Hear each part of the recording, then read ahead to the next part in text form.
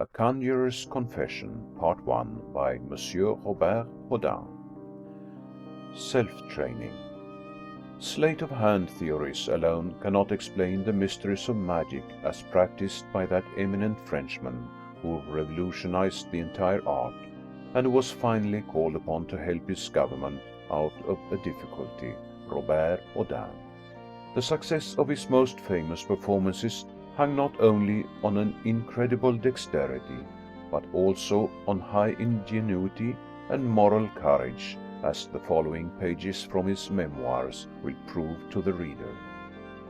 The story begins when the young man of 20 was laboring patiently as apprentice to a watchmaker. In order to aid my progress and to afford me relaxation, my master recommended me to study some treatises on mechanics in general, and on clockmaking in particular.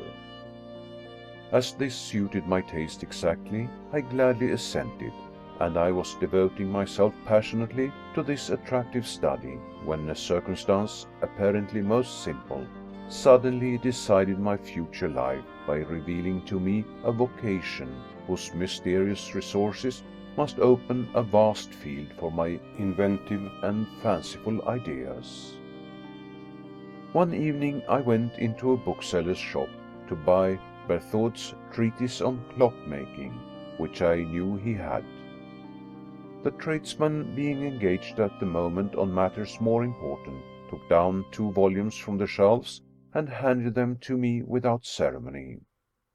On returning home, I sat down to peruse my treatise conscientiously, but judge of my surprise when I read on the back of one of the volumes, "Scientific Amusements."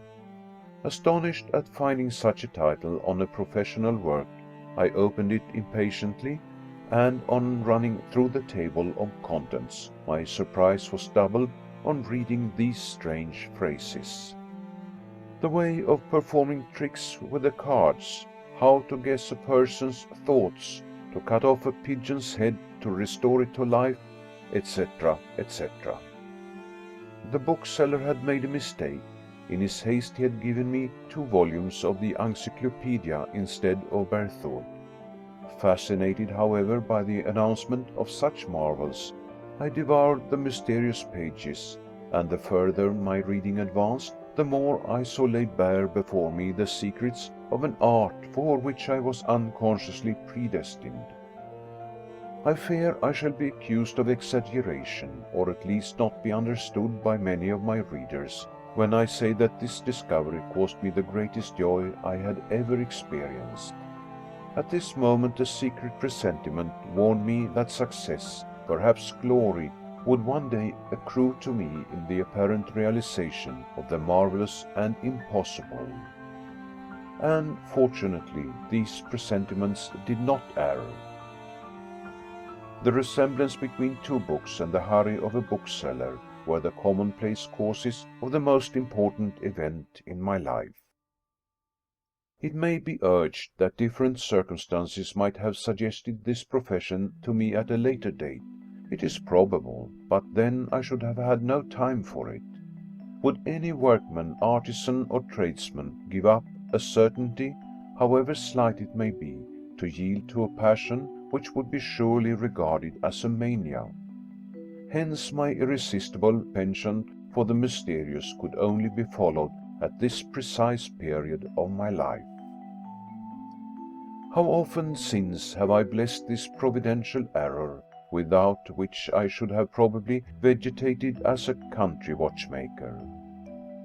My life would have been spent in gentle monotony. I should have been spared many sufferings, emotions, and shocks.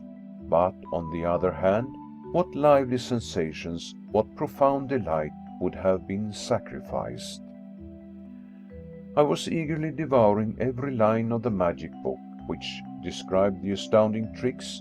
My head was aglow, and I at times gave way to thoughts which plunged me in ecstasy. The author gave a very plain explanation of his tricks. Still, he committed the error of supposing his readers possessed of the necessary skill to perform them. Now I was entirely deficient in this skill, and though most desirous of acquiring it, I found nothing in the book to indicate the means. I was in the position of a man who attempts to copy a picture without possessing the slightest notion of drawing and painting. In the absence of a professor to instruct me, I was compelled to create the principles of the science I wished to study. In the first place, I recognized the fundamental principle of sleight of hand, that the organs performing the principal part are the sight and touch. I saw that in order to attain any degree of perfection, the professor must develop these organs to their fullest extent, for in his exhibitions he must be able to see everything that takes place around him at half a glance, and execute his deceptions with unfailing dexterity. I had been often struck by the ease with which pianists can read and perform at sight the most difficult pieces. I saw that by practice it would be possible to create a certainty of perception and facility of touch, rendering it easy for the artist to attend to several things simultaneously, while his hands were busy employed with some complicated task. This faculty I wished to acquire and apply to sleight of hand. Still, as music could not afford me the necessary elements, I had recourse to the juggler's art, in which I hoped to meet with an analogous result. It is well known that the trick with the balls wonderfully improves the touch, but does it not improve the vision at the same time? In fact, when a juggler throws into the air 4 balls crossing each other in various directions, he requires an extraordinary power of sight to follow the direction his hands have given to each of the balls. At this period a corn cutter resided at Blois, who possessed the double talent of juggling and extracting corns with a skill worthy of the lightness of his hands. Still, with both these qualities, he was not rich, and being aware of that fact, I hoped to obtain lessons from him at a price suited to my modest finances. In fact, for 10 francs he agreed to initiate me in the juggling art. I practiced with so much zeal and progressed so rapidly that in less than a month I had nothing more to learn. At least I knew as much as my master, with the exception of corn cutting, the monopoly in which I left him. I was able to juggle with 4 balls at once, but this did not satisfy my ambition. So I placed a book before me, and while the balls were in the air, I accustomed myself to read without any hesitation. This will probably seem to my readers very extraordinary, but I shall surprise them still more when I say that I have just amused myself by repeating this curious experiment. Though 30 years have elapsed since the time of which I am writing, and though I scarcely once touched the balls during that period, I can still manage to read with ease while keeping 3 balls up. The practice of this trick gave my fingers a remarkable degree of delicacy and certainty, while my eye was at the same time acquiring a promptitude of perception that was quite marvelous. Presently I shall have to speak of the service this rendered me in my experiment of second sight. After having thus made my hands supple and docile, I went on straight to sleight of hand, and I more especially devoted myself to the manipulation of cards and palmistry. The operation requires a great deal of practice, for while the hand is held apparently open, balls, corks, lumps of sugar, coins, etc., must be held unseen, the fingers remaining perfectly free and limber. Owing to the little time at my disposal, the difficulties connected with these new experiments would have been insurmountable had I not found a mode of practicing without neglecting my business. It was the fashion in those days to wear coats with large pockets on the hips, called à la propriétaire. So whenever my hands were not otherwise engaged, they slipped naturally into my pockets and set to work with cards, coins, or one of the objects I have mentioned. It will be easily understood how much time I gained by this. Thus, for instance, when out on errands, my hands could be at work on both sides, At dinner, I often ate my soup with one hand, while I was learning to sauter la coupe with the other. In short, the slightest moment of relaxation was devoted to my favorite pursuit. Second Sight. 1,000 more trials of patience and perseverance finally brought to the Conjurer a Parisian theatre and an appreciative clientele, but he never ceased to labor and improve the quality of his marvelous effects. The experiment, however, to which I owed my reputation was one inspired by the fantastic god, whom Pascal attributes all the discoveries of this sublunary world. It was chance that led me straight to the invention of second sight. My two children were playing one day in the drawing room at a game they had invented for their own amusement. The younger had bandaged his elder brother's eyes and made him guess the objects he touched, and when the latter happened to guess right, they changed places. This simple game suggested to me the most complicated idea that ever crossed my mind. Pursued by the notion, I ran and shut myself up in my workroom, and was fortunately in that happy state when the mind follows easily the combinations traced by fancy. I rested my head in my hands, and in my excitement laid down the first principles of second sight. My readers will remember the experiment suggested to me formerly by the pianist's dexterity, and the strange faculty I succeeded in attaining. I could read while juggling with 4 balls. Thinking seriously of this, I fancied that this perception by appreciation might be susceptible of equal development if I applied its principles to the memory and the mind. I resolved therefore on making some experiments with my son Emile, and in order to make my young assistant understand the nature of the exercise we were going to learn, I took a domino, the 5-4 for instance, and laid it before him. Instead of letting him count the points of the 2 numbers, I requested the boy to tell me the total at once. 9, he said. Then I added another domino, the quarter tray. That makes 16, he said, without any hesitation. I stopped the first lesson here. The next day we succeeded in counting at a single glance 4 dominoes, the day after 6, and thus we at length were enabled to give instantaneously the product of a dozen dominoes. This result obtained, we applied ourselves to a far more difficult task, over which we spent a month. My son and I passed rapidly before a toy shop, or any other displaying a variety of wares, and cast an attentive glance upon it.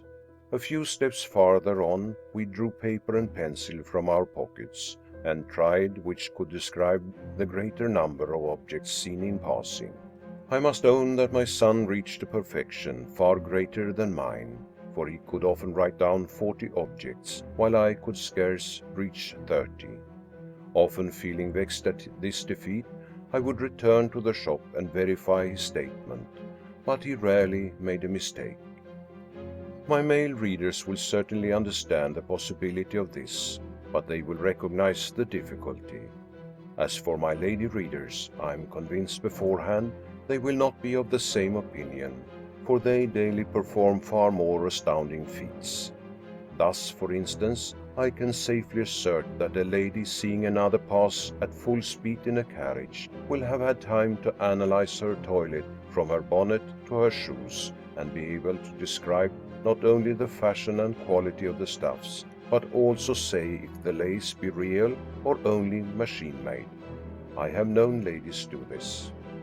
This natural or acquired faculty among ladies, but which my son and I had only gained by constant practice, was of great service in my performances, for while I was executing my tricks, I could see everything that passed around me, and thus prepare to foil any difficulties presented me. This exercise had given me, so to speak, the power of following 2 ideas simultaneously, and nothing is more favorable in conjuring than to be able to think at the same time both of what you are saying and of what you are doing. I eventually acquired such a knack in this that I frequently invented new tricks while going through my performances. One day even I made a bet I would solve a problem in mechanics while taking my part in conversation. We were talking of the pleasure of a country life, and I calculated during this time the quantity of wheels and pinions as well as the necessary cogs to produce certain revolutions required, without once failing in my reply. This slight explanation will be sufficient to show what is the essential basis of second sight, and I will add that a secret and unnoticeable correspondence existed between my son and myself, by which I could announce to him the name, nature, and bulk of objects handed me by spectators. As none understood my mode of action, they were tempted to believe in something extraordinary. And indeed my son Emile, then aged 12, possessed all the essential qualities to produce this opinion, for his pale, intellectual, and ever thoughtful face represented the type of a boy gifted with some supernatural power. 2 months were incessantly employed in erecting the scaffolding of our tricks, and when we were quite confident of being able to contend against the difficulties of such an undertaking, we announced the first representation of second sight. On the 12th of February, 1846, I printed in the center of my bill the following singular announcement: telegraphy. In this performance, Monsieur Robert Houdin's son, who is gifted with a marvelous second sight, after his eyes have been covered with a thick bandage, will designate every object presented to him by the audience. I cannot say whether this announcement attracted any spectators, for my room was constantly crowded. Still, I may affirm, what may seem very extraordinary, that the experiment of second sight, which afterwards became so fashionable, produced no effect on the first performance. I am inclined to believe that the spectators fancied themselves the dupes of accomplices, but I was much annoyed by the result, as I had built on the surprise I should produce. Still, having no reason to doubt its ultimate success, I was tempted to make a second trial, which turned out well. The next evening I noticed in my room several persons who had been present on the previous night, and I felt they had come a second time to assure themselves of the reality of the experiment. It seems they were convinced, for my success was complete, and amply compensated for my former disappointment. I especially remember a mark of singular approval with which one of my pit audience favored me. My son had named to him several objects he offered in succession, but not feeling satisfied, my incredulous friend, rising as if to give more importance to the difficulty he was about to present, handed me an instrument peculiar to cloth merchants, and employed to count the number of threads. Acquiescing in his wish, I said to my boy, "What do I hold in my hand?" "It is an instrument to judge the fineness of cloth, and called a thread counter." "By Jove!" my spectator said energetically, "it is marvelous. If I had paid 10 francs to see it, I should not begrudge them." From this moment my room was much too small, and was crowded every evening. Still, success is not entirely rose-colored, and I could easily narrate many disagreeable scenes produced by the reputation I had of being a sorcerer. But I will only mention one, which forms a resume of all I pass over. A young lady of elegant manners paid me a visit one day, and although her face was hidden by a thick veil, my practiced eyes perfectly distinguished her features. She was very pretty. My incognita would not consent to sit down till she was assured we were alone, and that I was the real Robert Houdin. I also seated myself, and assuming the attitude of a man prepared to listen, I bent slightly to my visitor, as if awaiting her pleasure to explain to me the object of her mysterious visit. To my great surprise, the young lady, whose manner betrayed extreme emotion, maintained the most profound silence, and I began to find the visit very strange, and was on the point of forcing an explanation at any hazard, when the fair unknown timidly ventured these words: "Good heavens, sir, I know not how you will interpret my visit." Here she stopped and let her eyes sink with a very embarrassed air. Then, making a violent effort, she continued: "What I have to ask of you, sir, is very difficult to explain." "Speak, madam, I beg," I said politely, "and I will try to guess what you cannot explain to me." And I began asking myself what this reserve meant. "In the first place," the young lady said in a low voice, and looking round her, "I must tell you confidentially that I loved. My love was returned, and I am betrayed." At the last word, the lady raised her head, overcame the timidity she felt, and said in a firm and assured voice: "Yes, sir, yes, I am betrayed, and for that reason I have come to you." "Really, madam?" I said, much surprised at this strange confession. "I do not see how I can help you in such a matter." "Oh, sir, I entreat you," said my fair visitor, clasping her hands. "I implore you not to abandon me." I had great difficulty in keeping my countenance, and yet I felt an extreme curiosity to know the history concealed behind this mystery. "Calm yourself, madam," I remarked in a tone of tender sympathy. "Tell me what you would of me, and if it be in my power." "If it be in your power," the young lady said quickly, "why, nothing is more easy, sir." "Explain yourself, madam." "Well, sir, I wish to be avenged." "In what way?" "How, you know better than I, sir. Must I teach you?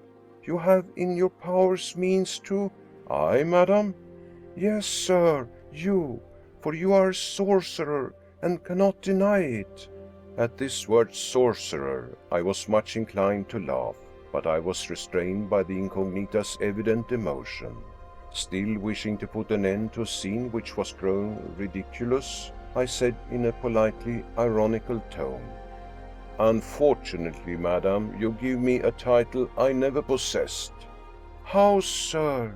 the young woman exclaimed in a quick tone. "You will not allow you are?" "A sorcerer, madam? Oh, no, I will not."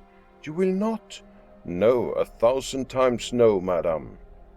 At these words my visitor rose hastily, muttered a few incoherent words, appeared suffering from terrible emotion, and then, drawing near me with flaming eyes and passionate gestures, repeated: "Ah, you will not? Very good. I now know what I have to do."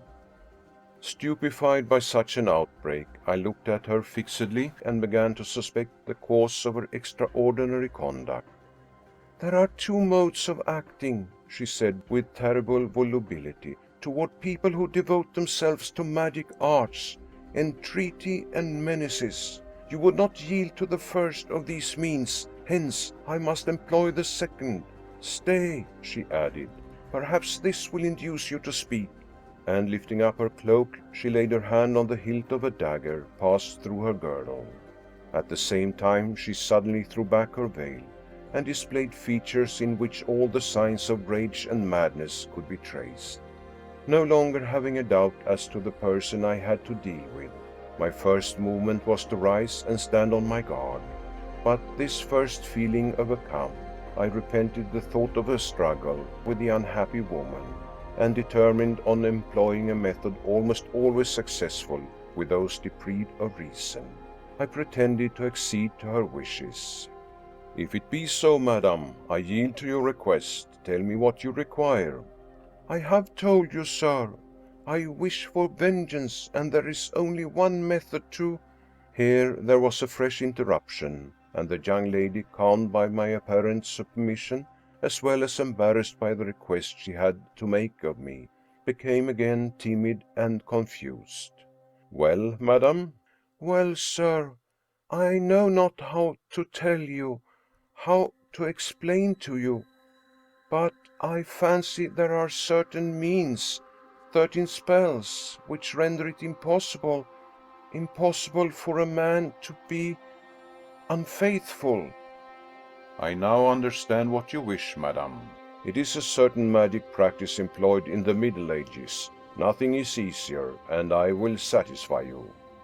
Decided on playing the farce to the end, I took down the largest book I could find in my library, turned over the leaves, stopped at a page which I pretended to scan with profound attention, and then, addressing the lady, who followed all my movements anxiously: "Madam," I said confidentially, "the spell I am going to perform renders it necessary for me to know the name of the person. Have the kindness then to tell it me." "Julian," she said in a faint voice.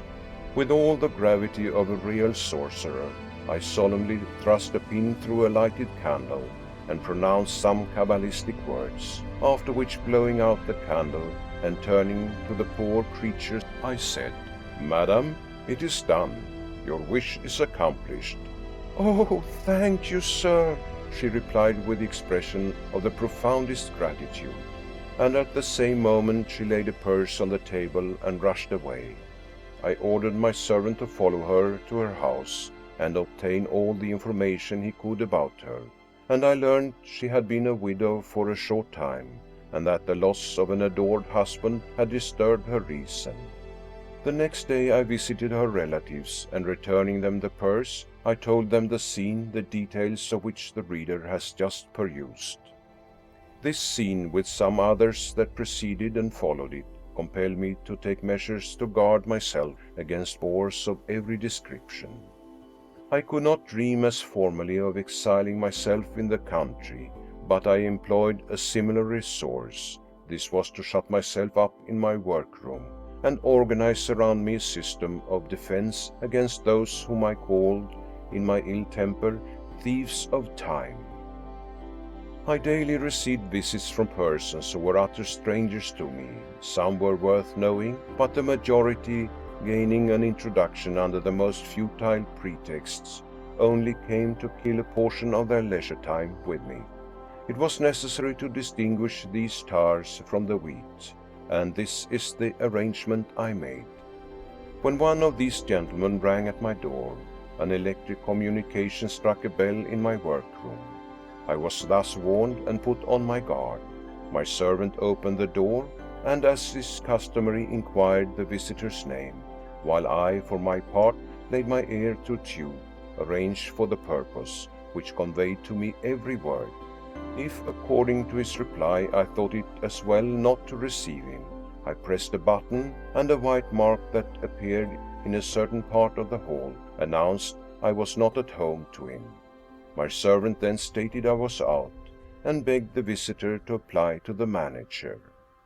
Sometimes it happened that I erred in my judgment, and regretted having granted an audience, but I had another mode of shortening a bore's visit. I had placed behind the sofa on which I sat an electric spring, communicating with a bell my servant could hear. In case of need, and while talking, I threw my arm carelessly over the back of the sofa, touching the spring, and the bell rang. Then my servant, playing a little farce, opened the front door, rang the bell, which could be heard from the room where I sat, and came to tell me that Monsieur X, a name invented for the occasion, wished to speak to me. I ordered Monsieur X to be shown into an adjoining room, and it was very rare that my bore did not raise the siege. No one can form an idea how much time I gained by this happy arrangement, or how many times I blessed my imagination and the celebrated savant to whom the discovery of galvanism is due. This feeling can be easily explained, for my time was of inestimable value. I husbanded it like a treasure, and never sacrificed it unless the sacrifice might help me to discover new experiments destined to stimulate public curiosity. To support my determination in making my researches, I had ever before me this maxim: it is more difficult to support admiration than to excite it, and this other an apparent corollary of the preceding. The fashion an artist enjoys can only last as his talent daily increases. Nothing increases a professional man's merit so much as the possession of an independent fortune. This truth may be coarse, but it is indubitable. Not only was I convinced of these principles of high economy, but I also knew that a man must strive to profit by the fickle favor of the public, which equally descends if it does not rise. Hence I worked my reputation as much as I could. In spite of my numerous engagements, I found means to give performances in all the principal theaters, though great difficulties frequently arose, as my performance did not end till 10:30, and I could only fulfill my other engagements after that hour. 11 o'clock was generally the hour fixed for my appearance on a strange stage, and my readers may judge of the speed required to proceed to the theater in so short a time, and make my preparations. It is true that the moments were as well counted as employed, and my curtain had hardly fallen than, rushing toward the stairs, I got before my audience and jumped into a vehicle that bore me off at full speed. But this fatigue was nothing compared to the emotion occasionally produced by an error in the time that was to elapse between my two performances. I remember that one night, having to wind up the performances at the Vaudeville, the stage manager miscalculated the time the pieces would take in performing, and found himself much in advance. He sent off an express to warn me that the curtain had fallen, and I was anxiously expected. Can my readers comprehend my wretchedness? My experiments, of which I could omit none, would occupy another quarter of an hour. But instead of indulging in useless recriminations, I resigned myself and continued my performance, though I was a prey to frightful anxiety. While speaking, I fancied I could hear the cadenced yell of the public, to which the famous song, Des Lampions, Des Lampions, was set. Thus, either through preoccupation or a desire to end sooner, I found when my performance was over I had gained 5 minutes out of the quarter of an hour. Assuredly, it might be called the quarter of an hour's grace.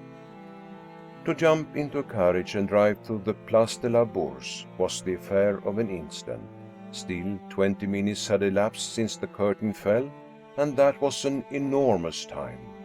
My son Emile and I proceeded up the actors' stairs at full speed, but on the first step we had heard the cries, whistling and stamping of the impatient audience. What a prospect!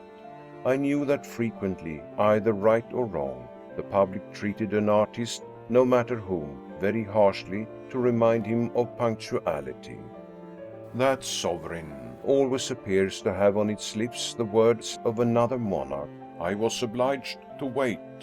However, we hurried up the steps leading to the stage.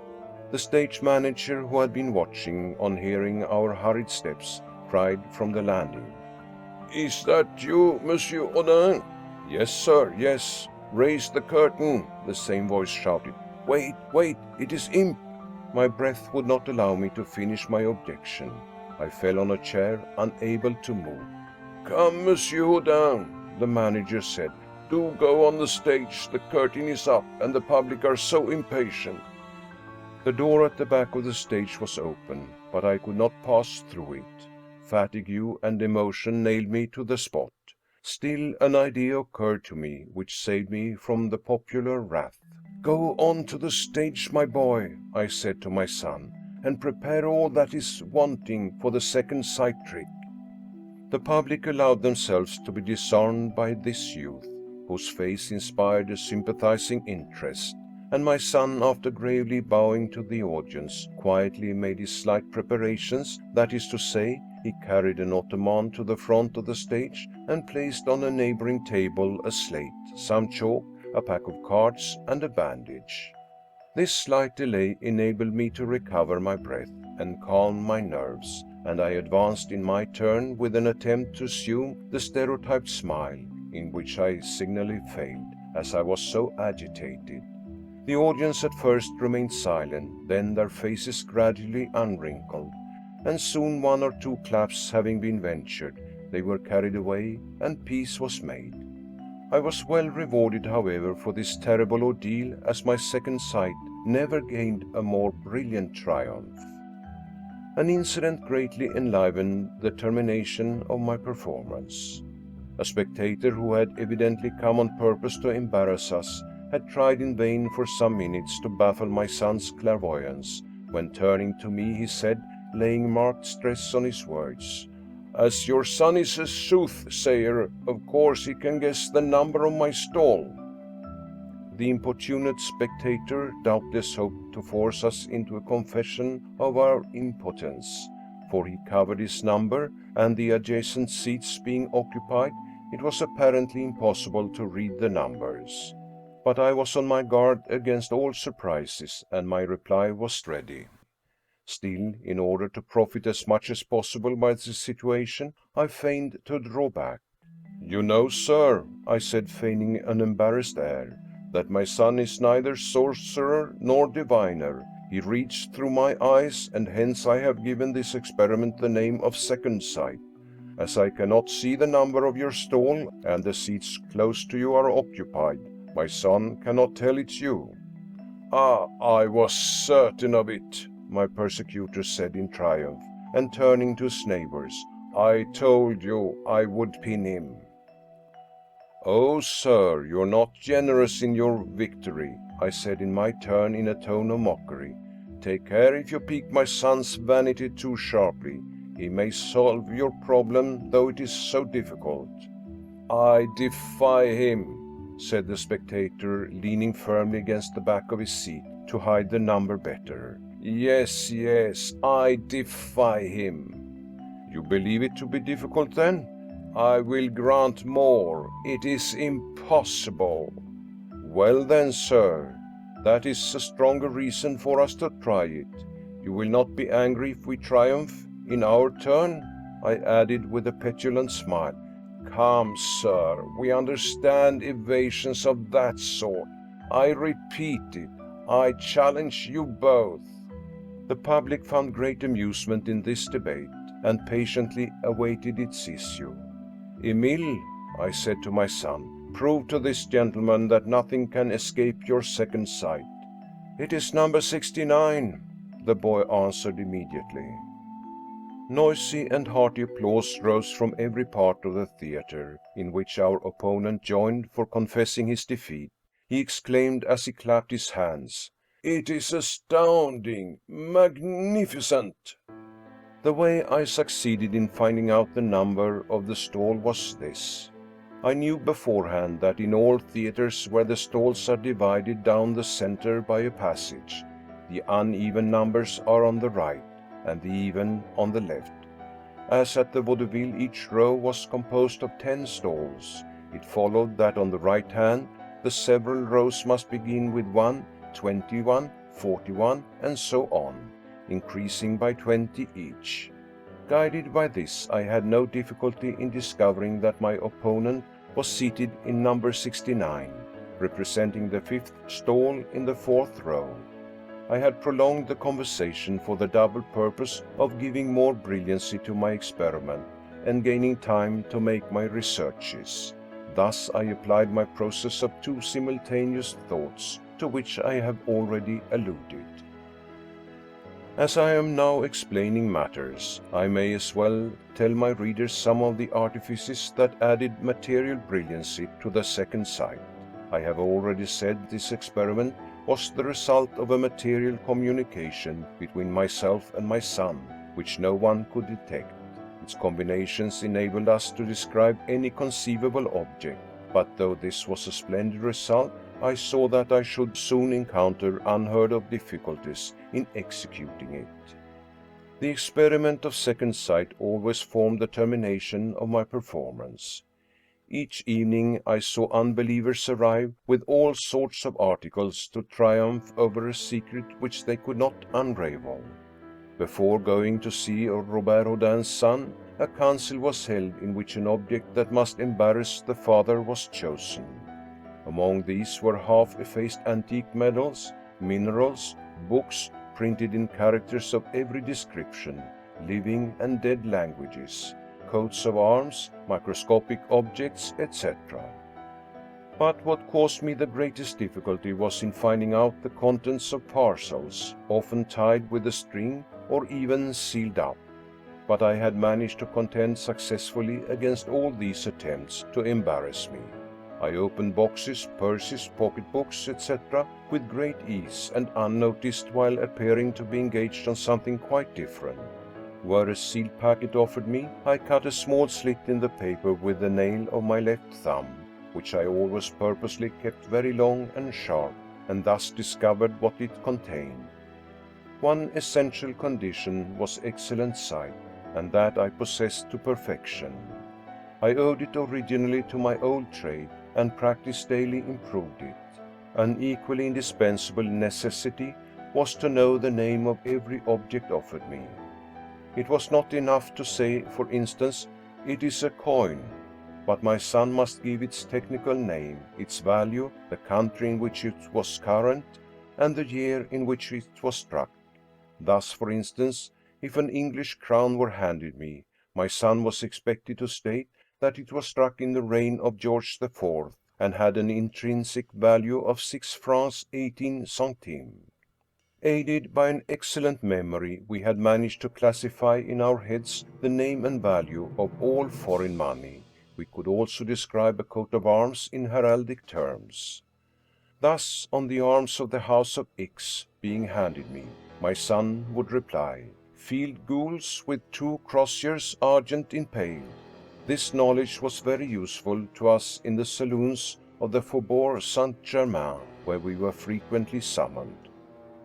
I had also learnt the characters, though unable to translate a word, of an infinity of languages, such as Chinese, Russian, Turkish, Greek, Hebrew, etc.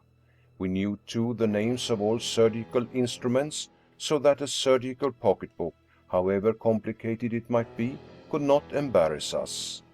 Lastly, I had very sufficient knowledge of mineralogy, precious stones, antiquities, and curiosities, but I had at my command every possible resource for acquiring these studies, as one of my dearest and best friends, Aristide Le Carpentier, a learned antiquary and uncle of the talented composer of the same name, had and still has a cabinet of antique curiosities, which makes the keepers of the imperial museums fierce with envy.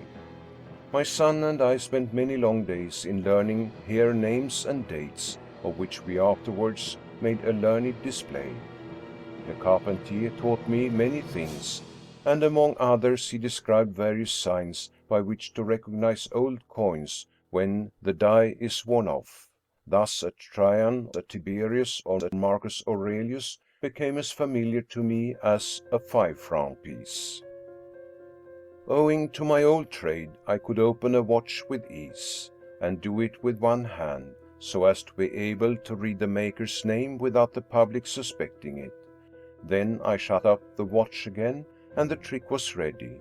My son managed the rest of the business. But that power of memory which my son possessed in an eminent degree certainly did us the greatest service. When we went to private houses, he needed only a very rapid inspection in order to know all the objects in a room, as well as the various ornaments worn by the spectators, such as chatelaines, pins, eyeglasses, fans, brooches, rings, bouquets, etc.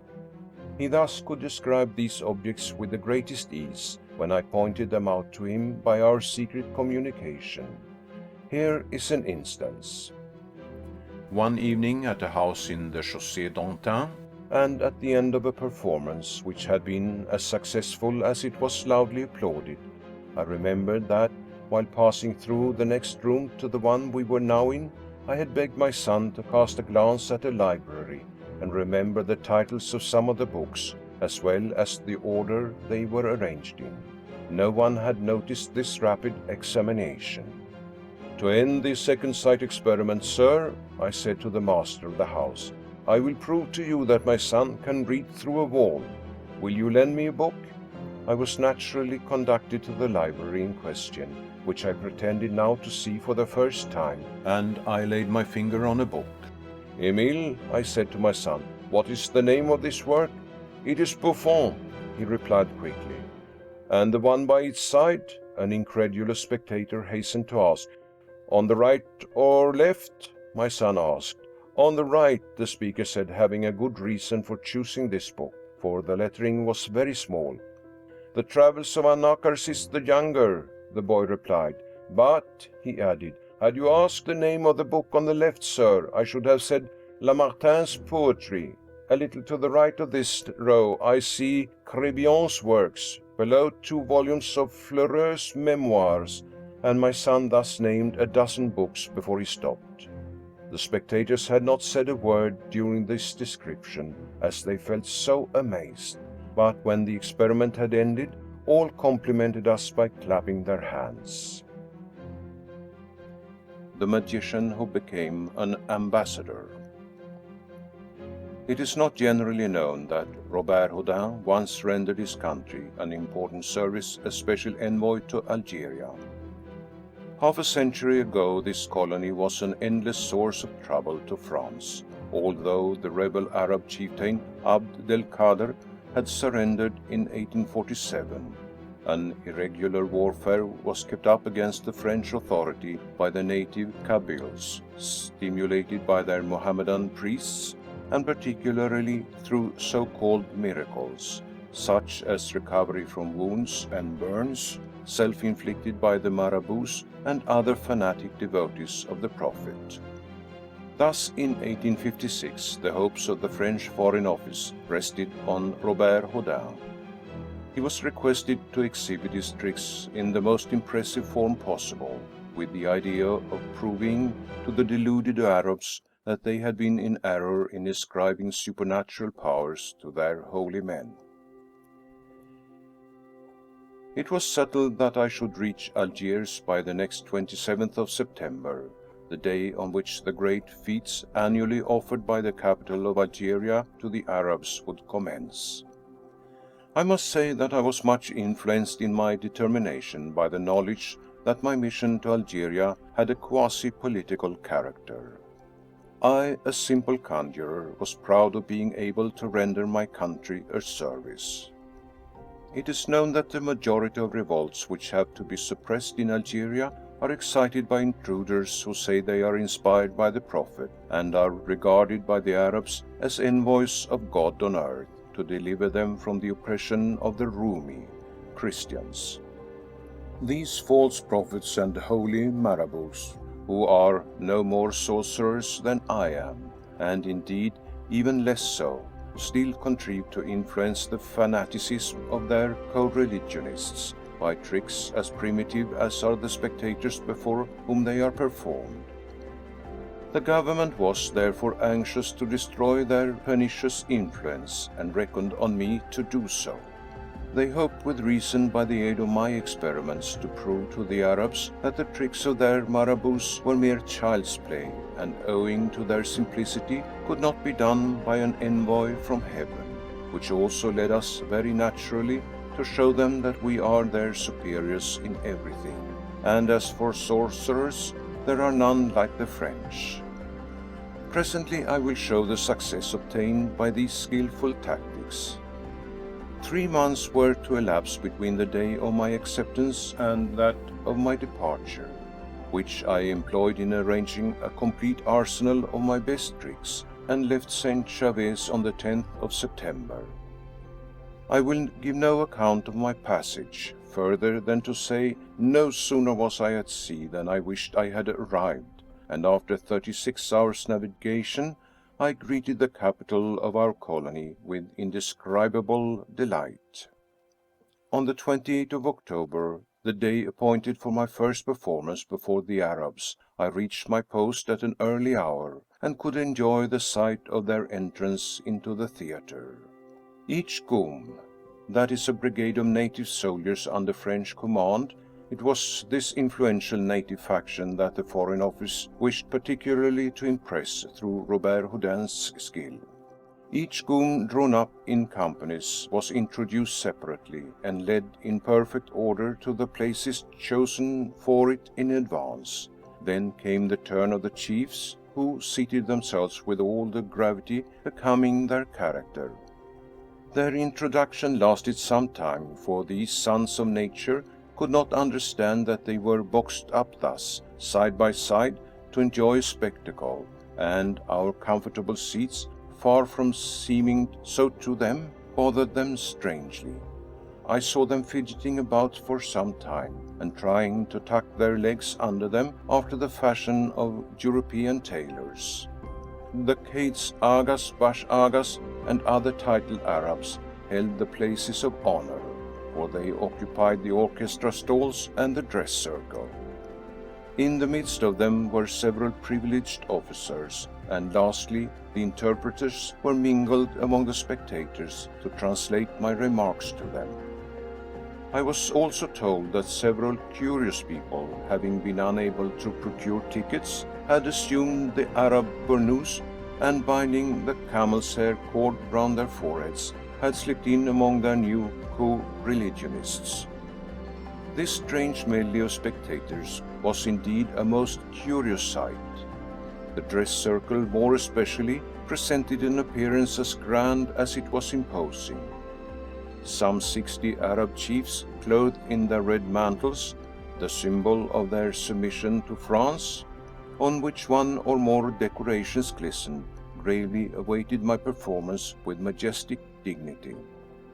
I have performed before many brilliant assemblies, but never before one which struck me so much as this. However, the impression I felt on the rise of the curtain, far from paralyzing me, on the contrary inspired me with a lively sympathy for the spectators, whose faces seemed so well prepared to accept the marvels promised them. As soon as I walked on the stage, I felt quite at my ease, and enjoyed in anticipation the sight I was going to amuse myself with. I felt, I confess, rather inclined to laugh at myself and my audience, for I stepped forth wand in hand, with all the gravity of a real sorcerer. Still I did not give way, for I was here not merely to amuse a curious and kind public. I must produce a startling effect upon coarse minds and prejudices, for I was enacting the part of a French marabout. Compared with the simple tricks of their pretended sorcerers, my experiments must appear perfect miracles to the Arabs. I commenced my performance in the most profound, I might almost say religious silence, and the attention of the spectators was so great that they seemed petrified. Their fingers alone, moving nervously, played with the beads of their rosaries, while they were doubtless invoking the protection of the Most High. This apathetic condition did not suit me, for I had not come to Algeria to visit a waxwork exhibition. I wanted movement, animation, life in fact, around me. I changed my batteries, and instead of generalizing my remarks, I addressed them more especially to some of the Arabs, whom I stimulated by my words and still more by my actions. The astonishment then gave way to a more expressive feeling, which was soon evinced by noisy outbursts. This was especially the case when I produced cannonballs from a hat for my spectators, laying aside their gravity, expressed their delighted admiration by the strangest and most energetic gestures. Then came, greeted by the same success, the bouquet of flowers produced instantaneously from a hat, the cornucopia supplying a multitude of objects which I distributed, though unable to satisfy the repeated demands made on all sides, and still more by those who had their hands full already. The 5-franc pieces sent across the theatre into a crystal box suspended above the spectators. One trick I should much have liked to perform was the inexhaustible bottle, so appreciated by the Parisians and the Manchester hands. But I could not employ it in this performance, for it is well known the followers of Mohammed drink no fermented liquor, at least not publicly. Hence I substituted the following with considerable advantage. I took a silver cup, like those called punch bowls in the Parisian cafes. I unscrewed the foot, and passing my wand through it, showed that the vessel contained nothing. Then, having refitted the two parts, I went to the center of the pit, when, at my command, the bowl was magically filled with sweetmeats, which were found excellent. The sweetmeats exhausted, I turned the bowl over and proposed to fill it with excellent coffee, so gravely passing my hand thrice over the bowl, a dense vapor immediately issued from it and announced the presence of the precious liquid. The bowl was full of boiling coffee, which I poured into cups and offered to my astounded spectators. The first cups were only accepted, so to speak, under protest, for not an Arab would consent to moisten his lips with a beverage which he thought came straight from Shaitan's kitchen. But insensibly seduced by the perfume of their favorite liquor and urged by the interpreters, some of the boldest decided on tasting the magic liquor, and all soon followed their example. The vessel, rapidly emptied, was repeatedly filled again with equal rapidity, and it satisfied all demands like my inexhaustible bottle, and was borne back to the stage still full.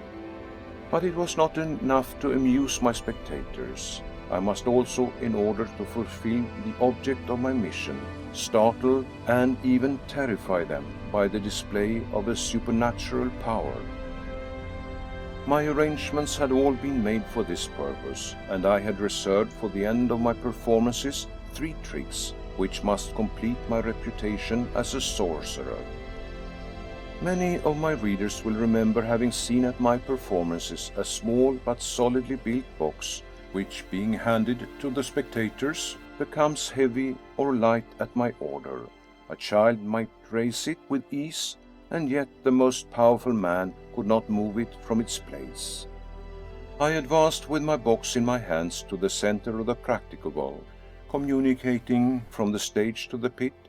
Then, addressing the Arabs, I said to them, "From what you have witnessed, you will attribute a supernatural power to me, and you are right.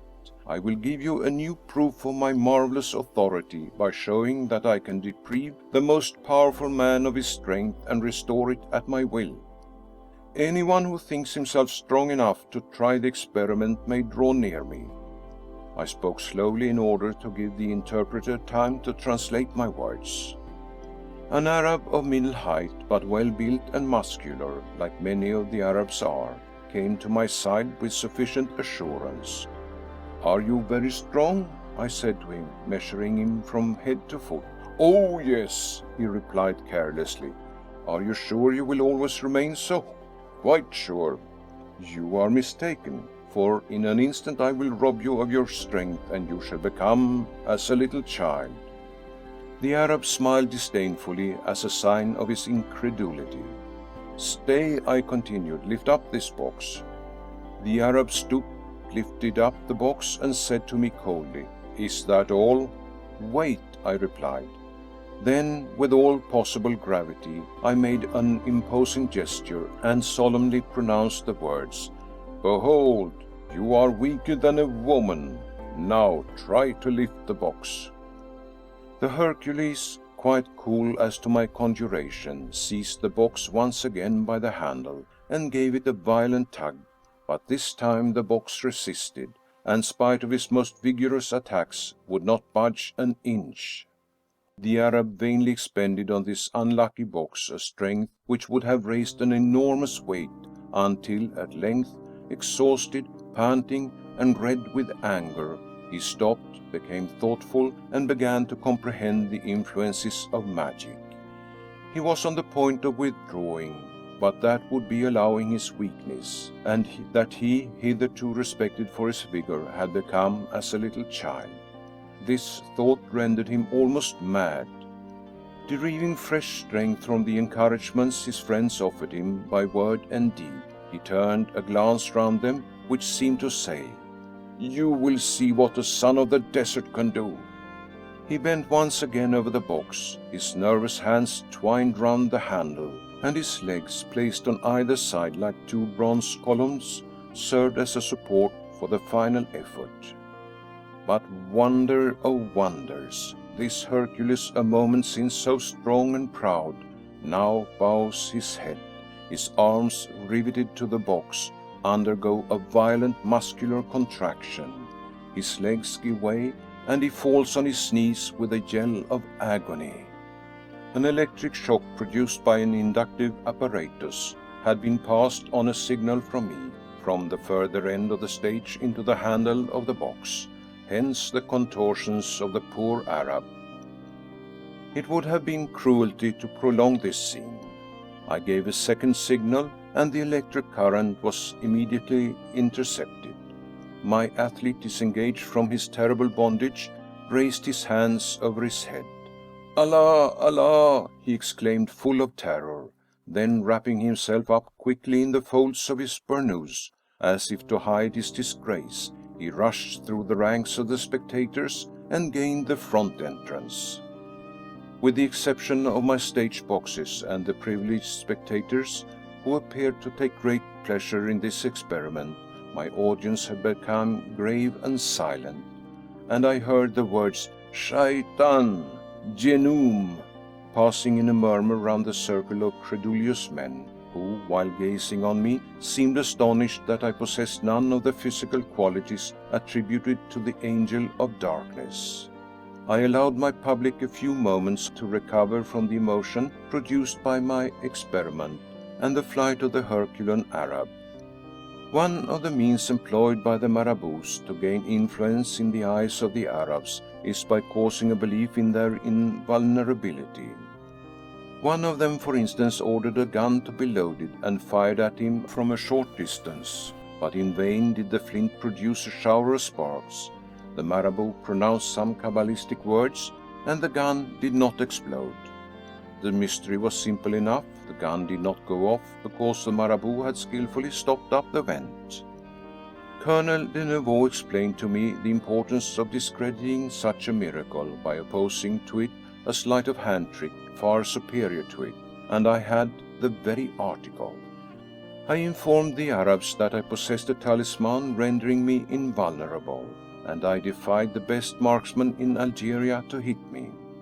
I had hardly uttered the words when an Arab, who had attracted my notice by the attention he had paid to my tricks, jumped over 4 rows of seats, and disdaining the use of the practicable, crossed the orchestra, upsetting flutes, clarinets, and violins, escaled the stage while burning himself at the footlights, and then said in excellent French, "I will kill you."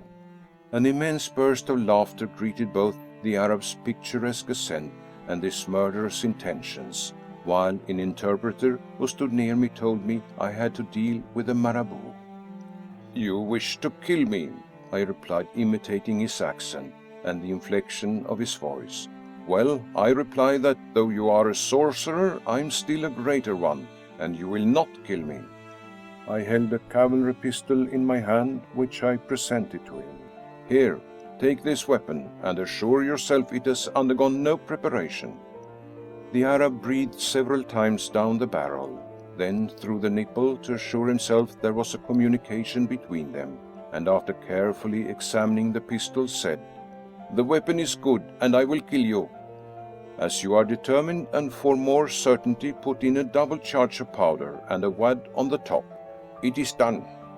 "Now here is a leaden ball.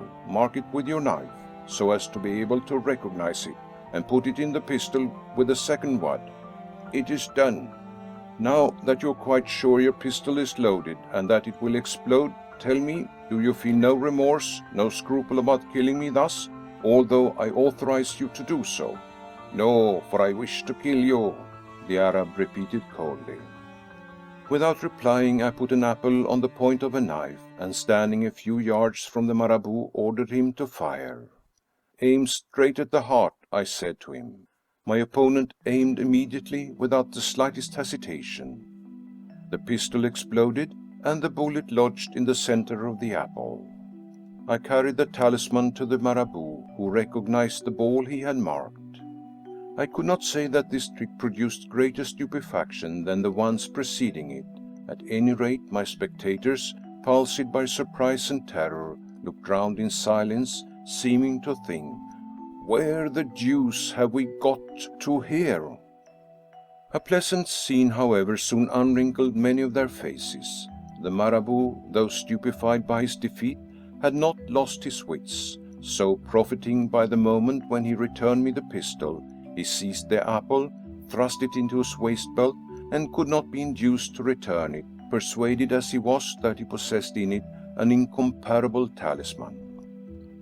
For the last trick in my performance, I required the assistance of an Arab. At the request of several interpreters, a young Moor, about 20 years of age, tall, well-built, and richly dressed, consented to come on the stage. Bolder and more civilized, doubtless, than his comrades of the plains, he walked firmly up to me. I drew him toward the table that was in the center of the stage, and pointed out to him and to the other spectators that it was slightly built and perfectly isolated, after which, without further preface, I told him to mount upon it and covered him with an enormous cloth cone open at the top. Then, drawing the cone and its contents onto a plank, the ends of which were held by my servant and myself, we walked to the footlights with our heavy burden and upset it. The Moor had disappeared. The cone was perfectly empty. Immediately there began a spectacle which I shall never forget. The Arabs were so affected by this last trick that, impelled by an irresistible feeling of terror, they rose in all parts of the house and yielded to the influence of a general panic. To tell the truth, the crowd of fugitives was densest at the door of the dress circle, and it could be seen from the agility and confusion of these high dignitaries that they were the first to wish to leave the house.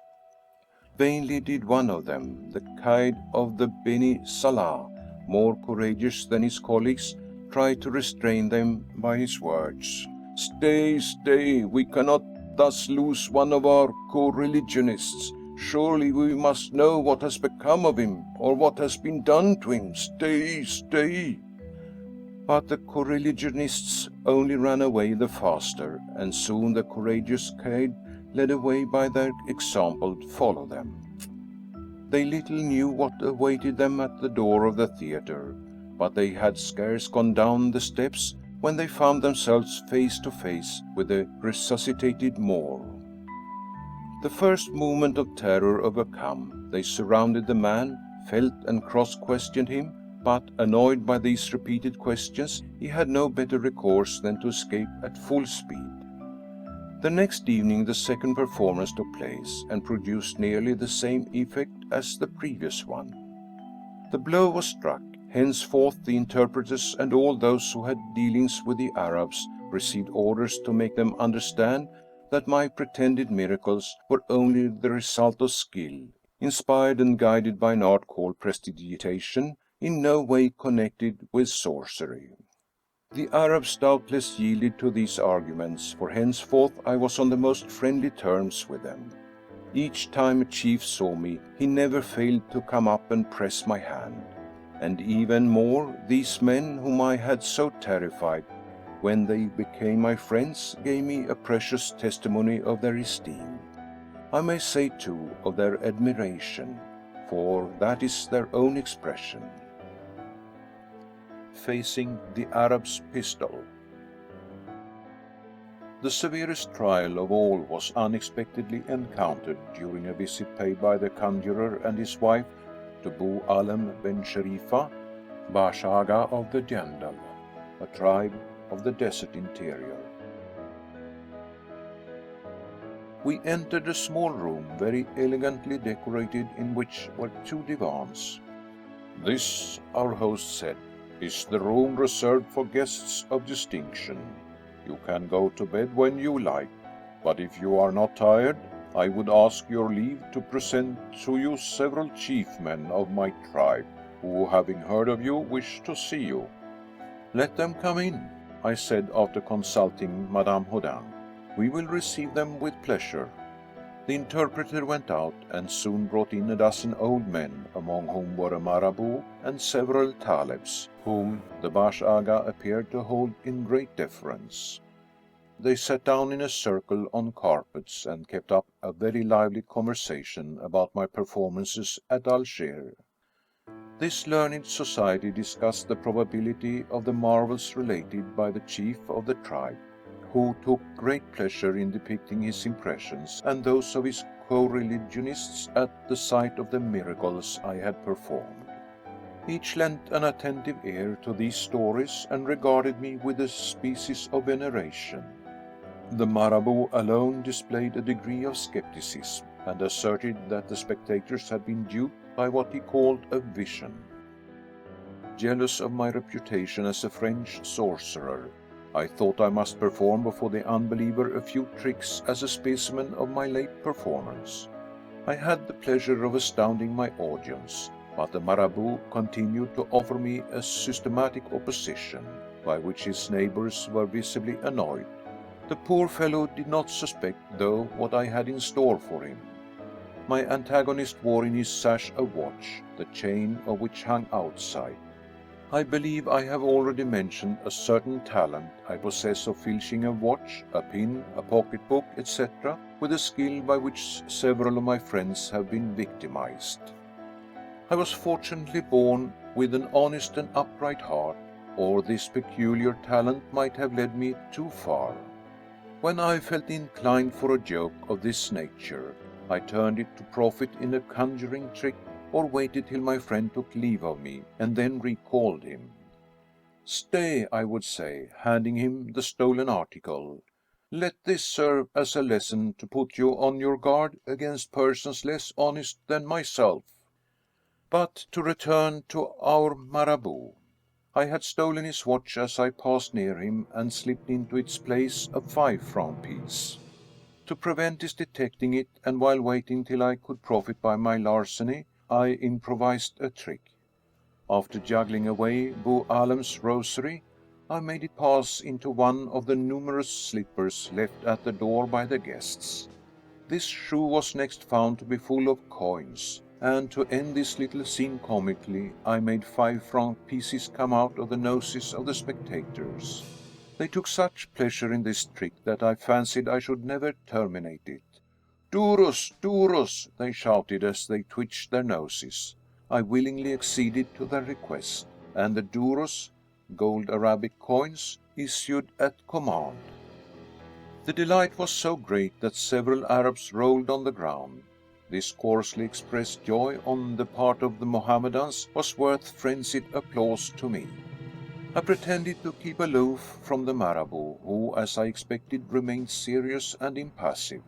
When calm was restored, my rival began speaking hurriedly to his neighbors, as if striving to dispel their illusion, and, not succeeding, he addressed me through the interpreter. "You will not deceive me in that way," he said with a crafty look. "Why so?"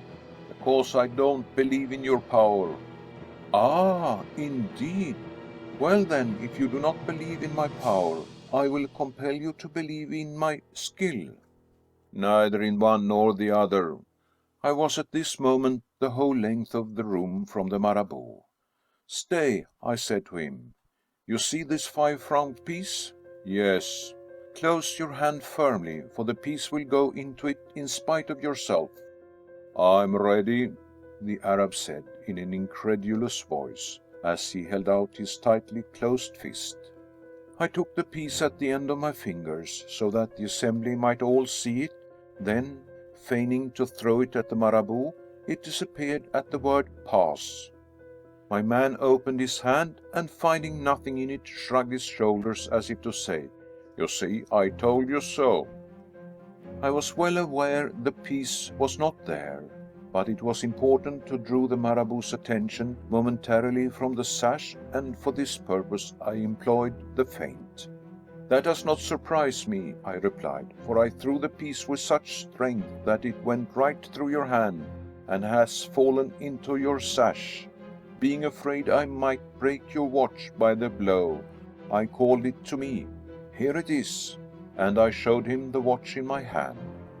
The Marabout quickly put his hand in his waist belt to assure himself of the truth, and was quite stupefied at finding the 5-franc piece. The spectators were astounded. Some among them began telling their beads with a vivacity evidencing a certain agitation of mind. But the Marabout frowned without saying a word, and I saw he was spelling over some evil design. "I now believe in your supernatural power," he said. You are a real sorcerer, hence I hope you will not fear to repeat here a trick you performed in your theatre." And offering me 2 pistols he held concealed beneath his burnous, he added, "Come, choose one of these pistols. We will load it and I will fire at you.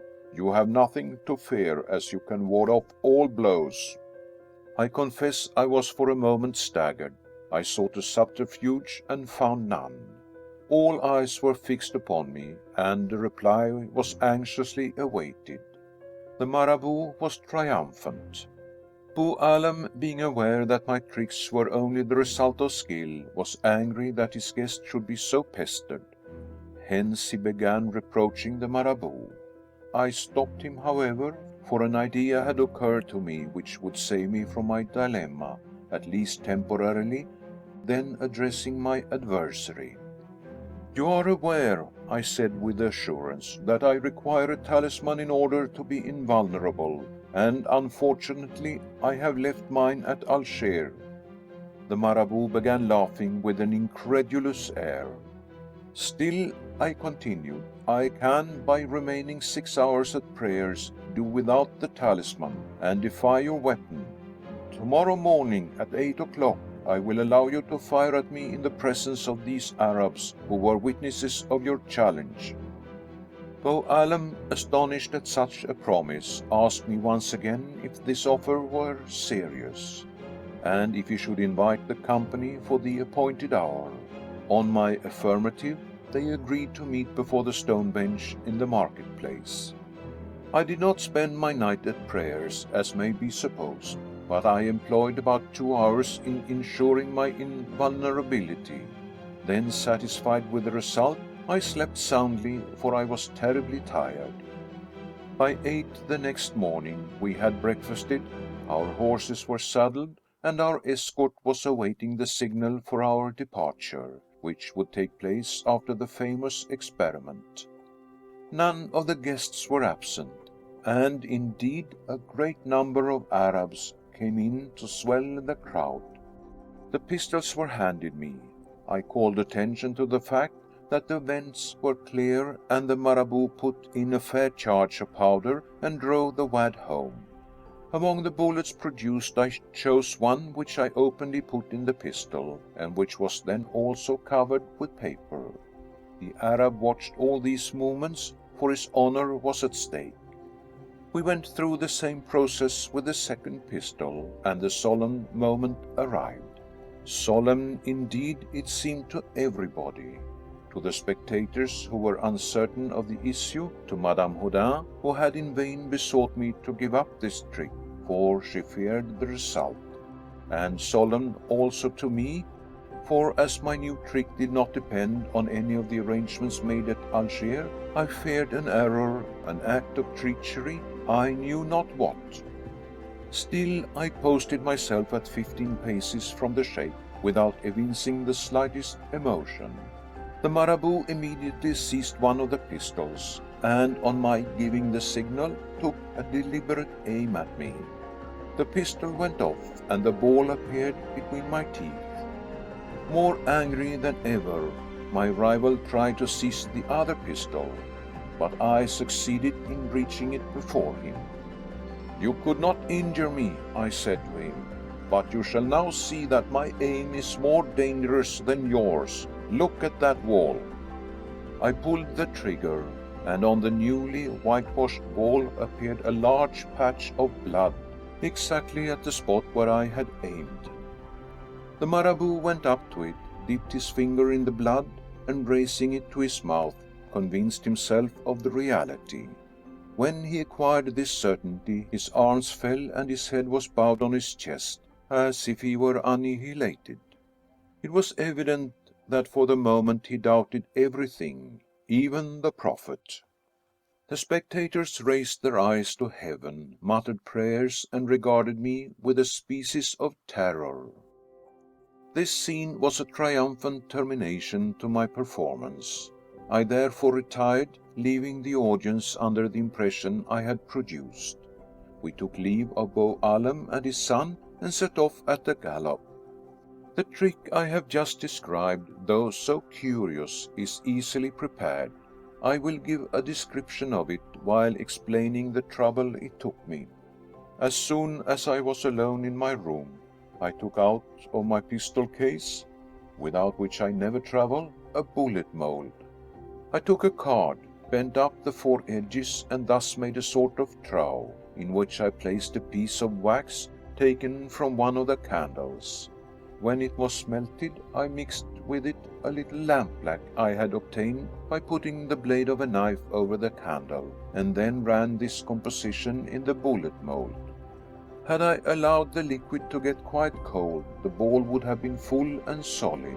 But in about 10 seconds I turned the mold over, and the portions of the wax not yet set ran out, leaving a hollow ball in the mold. This operation is the same as that used in making tapers, the thickness of the outside depending on the time the liquid has been left in the mold. I wanted a second ball, which I made rather more solid than the other, and this I filled with blood and covered the orifice with a lump of wax. An Irishman had once taught me the way to draw blood from the thumb without feeling any pain, and I employed it on this occasion to fill my bullet. Bullets thus prepared bear an extraordinary resemblance to lead, and are easily mistaken for that metal when seen at a short distance off. With this explanation, the trick will be easily understood. After showing the leaden bullet to the spectators, I changed it for my hollow ball, and openly put the latter into the pistol. By pressing the wad tightly down, the wax broke into small pieces, and could not touch me at the distance I stood. At the moment the pistol was fired, I opened my mouth to display the lead bullet I held between my teeth, while the other pistol contained the bullet filled with blood, which, bursting against the wall, left its imprint, though the wax had flown to atoms. It is no wonder that after such exhibitions, Robert Houdin's success was complete. The Arabs lost all confidence in Marabout miracles, and thus a dangerous